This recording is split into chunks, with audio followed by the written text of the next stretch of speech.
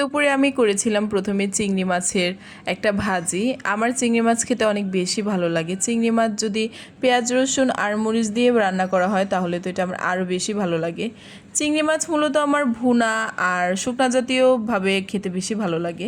আর এটা ছিল মাঝারি সাইজের চিংড়িগুলো, খোসা ছাড়িয়ে তারপর রান্না করেছিলাম। খেতে জাস্ট ফাটাফাটি হয়েছিল। তারপর আমি খেয়েছি এই যে লাউ দিয়ে ডিম ভাজি। এটাও খেতে খুব ভালো লেগেছিল, কিন্তু এতটা বেশি ভালো হয়েছিল সেটা বলা যাবে না।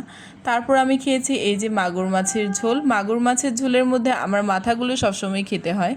মাগুর মাছ বাসার মধ্যে আনলেই মাথাগুলো আমিই খাই, কারণ এর মাথা খেতে আমার খুব ভালো লাগে। আমি খুব কম মাছেরই মাথা খেতে ভালোবাসি, কিন্তু মাগুর মাছ আর তেলাপিয়া মাছ এই দুইটা মাছের মাথা খেতে আমার অনেক বেশি ভালো লাগে। তারপরে এটা দিয়ে আমি খেয়ে নিয়েছি। এই রান্নাটা করেছিল আমার হাজব্যান্ড।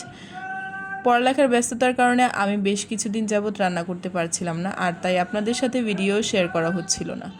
তারপর আমি খেয়েছিলাম শিং মাছের ঝোল। এটাও আমার হাজব্যান্ড রান্না করেছিল। ও মোটামুটি ভালোই রান্না পারে। তারপর এটা দিয়ে ভালো করে খেয়ে নিয়েছিলাম।